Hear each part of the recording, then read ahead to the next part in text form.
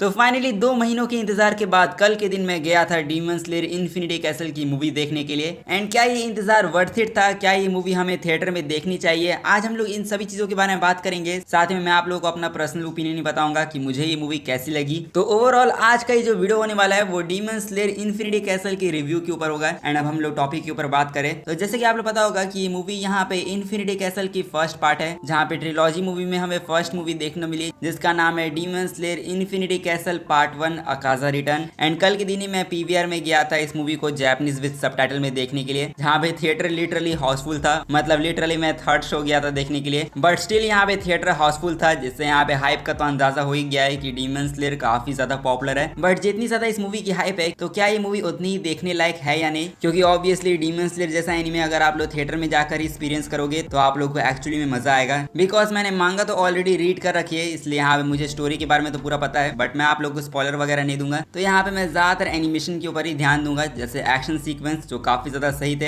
And the visual where also astonishing. जहाँ पे infinity castle का जो पूरा विजुअल था उसको देख के लग रहा था कि यहाँ पे वो वॉलपेपर बनाया जा सकता है, क्योंकि जब ये मूवी जापान में रिलीज हुई थी तब यहाँ पे यूफोटेबल को सब मॉन्स्टर कह रहे थे, टेरिफाइंग कह रहे थे, क्योंकि उन लोगों को यकीन ही नहीं हो रहा था कि इसकी एनिमेशन इतनी क्रेजी कैसे हो सकती है। एंड शायद अब मुझे समझ में आ रहा है कि लोग ऐसा क्यों कह रहे थे, क्योंकि आप लोग भी जब थिएटर में देखोगे तो आपकी आंखें खुली की खुली रह जाएगी। ऊपर से जो एक्शन सीन दिखाए गए जिसमें काफी सारे फ्लैशी इफेक्ट्स हैं, तो वो देखने के बाद आप लोग को और भी ज्यादा मजा आएगा। बट हाँ, इस मूवी के अंदर कुछ प्रॉब्लम्स है जिसके बारे में मैं आप लोग से बात करना चाहूंगा। जैसे इस मूवी की पेसिंग के बारे में बात करें तो लिटरली ये मूवी 2.5 घंटे की थी। एंड इतनी बड़ी जब आप मूवी देखते हो तो आप एक्सपेक्ट करते हो कि ये मूवी आप लोग को बस बोर ना करे। एंड आप लोग को अगर आइडिया नहीं है तो मैं बताना चाहूंगा कि इन्फिनिटी कैसल की पार्ट 1 की मूवी के अंदर कुल मिला के 18 चैप्टर कवर किए गए। मतलब मांगा के 18 चैप्टर को रफली इस मूवी के अंदर कवर किया गया है, और उसी को देखते हुए जो 2.5 घंटे की मूवी बनाई गई है उसमें यहाँ पे मैं झूठ तो नहीं बोलूंगा, बट यहाँ पे कुछ सीन्स में मुझे बोरिंग टाइप की फीलिंग आ रही थी। और हाँ, ऐसा नहीं है कि मैं कह रहा हूँ कि मूवी बोरिंग है, यहाँ पे मैं बस ये कह रहा हूँ कि कुछ सीन्स यहाँ पे कुछ ज्यादा ही लंबे हो गए थे। एंड यहाँ पे आप लोग भी जब इस मूवी को देखोगे तो आप लोगों को कुछ सीन्स में ऐसा लगेगा कि यहाँ पे ये सीन कुछ ज्यादा ही लंबे होते जा रहा है और आप लोग को काइंड ऑफ बोरिंग टाइप की फीलिंग भी आ सकती है। बट जैसे कि मैंने आप लोग कहा कि आप लोग ज्यादा बोर नहीं हो गए, यहाँ पे जिस तरीके से कैरेक्टर को इंट्रोड्यूस करवाया गया है वो यहाँ पे काफी ज्यादा सही लगा मुझे। एंड साथ में जो इमोशन डिलीवर किया गया था वो भी परफेक्ट था, क्योंकि कुछ कैरेक्टर की स्टोरी को देखने बाद आपकी आंखों से आंसू आ सकते हैं। एंड अगर आपकी आंखों से आंसू नहीं आए तो मेरे आंखों से तो जरूर आ गए थे, क्योंकि हम सभी लोग जानते हैं कि इन्फिनिटी कैसल की जो मूवी है वो इन्फिनिटी कैसल नहीं, वो यहाँ पे इन्फिनिटी ट्रॉमा दे के आप लोग जाएगी। तो अब सवाल ये आता है कि अगर इस मूवी को रेट करना हुआ तो मैं इस मूवी को कितना रेट करूंगा। तो मैं इस मूवी को यहाँ पे 9 आउट ऑफ 10 की रेटिंग दूंगा, क्योंकि भले मैं यहाँ पे कुछ भी बोल रहा हूँ बट यहाँ पे ये मूवी एक्चुअली में अच्छी है। एंड कम से कम ये मूवी 1 टाइम वॉच जरूर है, जो आप लोग थिएटर में जाके एक्सपीरियंस करना, तब आप लोगों को एक्चुअली में यहाँ पे मजा आएगा। क्योंकि जब भी लोग यहाँ पे किसी भी कैरेक्टर के लिए चिल्लाते हैं तो उसको सुनने के बाद यहाँ पे गूज़बम्स जरूर आते हैं। स्पेशली यहाँ पे जब मैं थिएटर में मूवी देख रहा था तब यहाँ पे लोग जेनेत्सु के लिए भी कुछ ज्यादा ही चीयर कर रहे थे।